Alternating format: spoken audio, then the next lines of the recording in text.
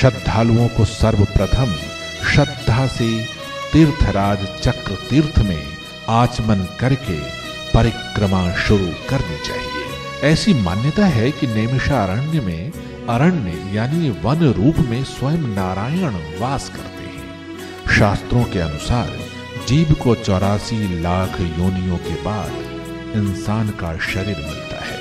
ऐसे में जीवन मरण के इस जाल से मुक्ति पाने का सबसे सरल मार्ग है मनुष्य जीवन में प्रभु की सेवा कर मोक्ष प्राप्ति का मार्ग प्रशस्त करना। नैमिषारण्य के आसपास के 84 कोस के क्षेत्रफल में फैले सभी तीर्थ स्थानों के दर्शन से मनुष्य का उद्धार हो जाता है। परिक्रमा के लिए आने वाले भक्तगण नर नारायण के बीच की दूरी मिटाने की मन ही मन प्रार्थना करते हैं और उस परम शक्ति के प्रति जिसका सब कुछ निर्मित है उसके प्रति आस्थावान और नमन हो जाते हैं। प्रतिवर्ष लाखों की संख्या में श्रद्धालु साष्टांग दंडवत होकर 84 कोस की परिक्रमा करते हैं। उनके मन में सिर्फ एक ही इच्छा होती है, हे नारायण, हम आपकी परिक्रमा कर रहे हैं, कृपा करके 84 लाख योनियों की यातना से हमें मुक्ति दिलाइए। स्वयं गोस्वामी तुलसीदास जी ने भी श्री रामचरितमानस में लिखा है, आकर 4,84,000 योनि भ्रमत यह जीव अविनाशी, कब हुक करी करुणा नरदेही, देत ईश बिनु हेतु सनेही। परिक्रमा या प्रदक्षिणा का मूल वेदों से ही प्राप्त होता है।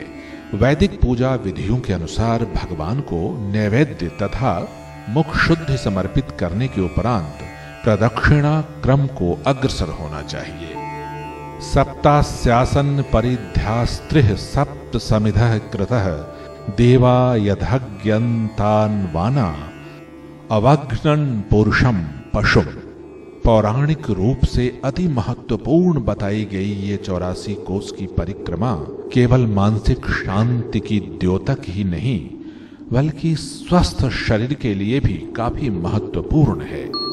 परिक्रमा अर्थात प्रदक्षिणा में अपने से दक्षिण की ओर घूमते हुए पुनः अपने स्थान पर आया जाता है। सांकेतिक रूप से इसका अर्थ है अपने आराध्य रूपी बिंदु के चारों ओर घूमना। नैमिषारण्य में 84 कोस की इस परिक्रमा में भक्तजनों को न केवल आत्मिक शांति की अनुभूति होती है बल्कि देश भर के उन सभी तीर्थ स्थानों के दर्शन भी प्राप्त हो जाते हैं जिनकी स्थापना स्वयं देवराज इंद्र ने महर्षि दधीचि के लिए कराई थी। 84 कोस की इस अति पावन परिक्रमा की शुरुआत में चक्र तीर्थ के चारों ओर स्थित मंदिरों के दर्शन होते हैं।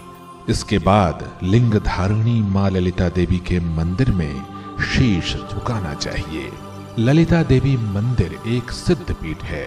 यहाँ मांगी गई हर मनोकामना जरूर पूरी होती है। इसके बाद परिक्रमा मार्ग में प्रमुख स्थल है जानकी कुंड। यही वो स्थान है जहाँ मां सीता धरती मां की गोद में समाई थी।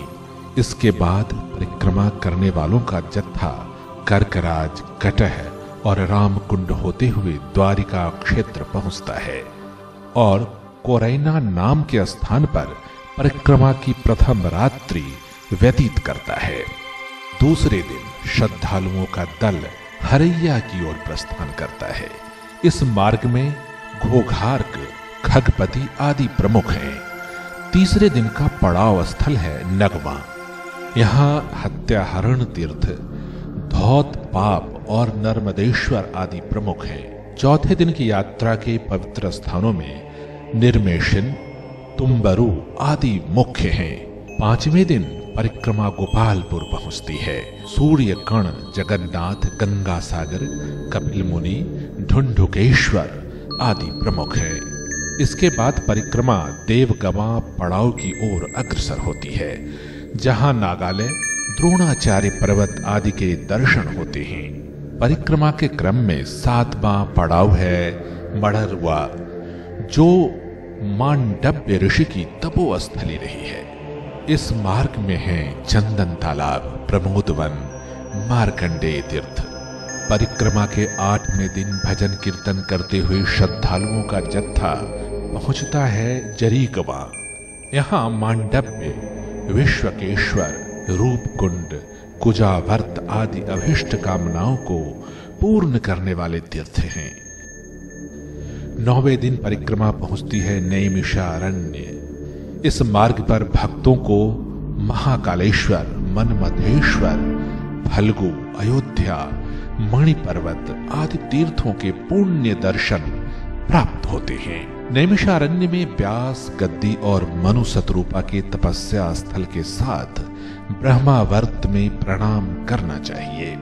इसी मार्ग पर प्राचीन नदी गोमती के भी दर्शन होते हैं। इसी मार्ग पर दशाश्वमेघ नामक स्थान है, जहां भगवान राम ने अश्वमेघ यज्ञ किया था। तत्पश्चात हनुमानगढ़ी, यज्ञ, बाराहकूप, पंच पांड आदि का पूजन दर्शन किया जाता है। गोमती के तट पर ही देव देवेश्वर भगवान शंकर का मंदिर है। नैमिषारण्य की 84 कोस की परिक्रमा में देश भर के सभी तीर्थों के एक साथ एक ही स्थान पर दर्शन हो जाते हैं। नैमिषारण्य के जंगलों में ऐसी जड़ी बूटियों और वनस्पतियों की प्रचुरता है जिनका औषधि बनाने के लिए आयुर्वेद में प्रयोग होता है, लेकिन अनदेखी और लापरवाही की वजह से इन जंगलों में भारी संख्या में कटाई हो रही थी। इसलिए प्रशासन ने नैमिषारण्य के जंगलों की सुरक्षा के तो विशेष इंतजाम किए ही, साथ ही लोगों को आयुर्वेद की ओर पुनः अग्रसर करने के लिए एक आरोग्य वाटिका की भी नींव डाली है। इस वाटिका में ऐसी वनस्पतियों को लगाया गया है जिनसे कई तरह की आयुर्वेदिक औषधियों का निर्माण किया जाता है। सिर्फ भारतवर्ष में उत्पन्न होने वाली इन औषधियों का वर्णन प्राचीन काल के ऋषि मुनियों और आयुर्वेदाचार्यों ने किया है। आरोग्य वाटिका में लगाई गई जड़ी बूटियों और वनस्पतियों में गुरुच या गिलोय, अडुसा, कचनार, सहिजन, बरियारदी, पुनर्नवा, सोमलता, भांगरा, शंख पुष्पी, ब्राह्मी और मकोई जैसी सैकड़ों किस्म की वनस्पतियों की खेती की संभावनाएं तलाशी जा रही हैं। खगोल या ज्योतिष से जुड़े लोगों की सलाह पर प्रशासन ने आरोग्य वाटिका में एक नवग्रह वाटिका का भी निर्माण कराया है, जिसमें मंगल, बुध, गुरु, शुक्र, शनि, सूर्य और चंद्र समेत सभी ग्रहों के गुणों से जुड़ी वनस्पतियों को स्थान दिया गया है। नवग्रह वाटिका है, जहाँ पे नवग्रह का जो पूजन होता है हमारे शास्त्रों के आधार पे, तो जो नवग्रह हैं उनका अलग अलग उनकी जो उसका वनस्पति है, पेड़ों का जो है उसका जो है उनका प्रयोग है। जैसे शनि का है तो शनि की जगह वहाँ पे शमी ही आएगी। ऐसे ही सिस्टम से नवग्रह वाटिका का निर्माण है। सुश्रुत और चरक जैसे प्राचीन काल के आयुर्वेदाचार्यों ने इन जड़ी बूटियों के गुणों का पहले ही बखान किया हुआ है और अब सीतापुर जिला प्रशासन के साथ नैमिषारण्य ट्रस्ट ने इसी कड़ी में अनूठी पहल की है।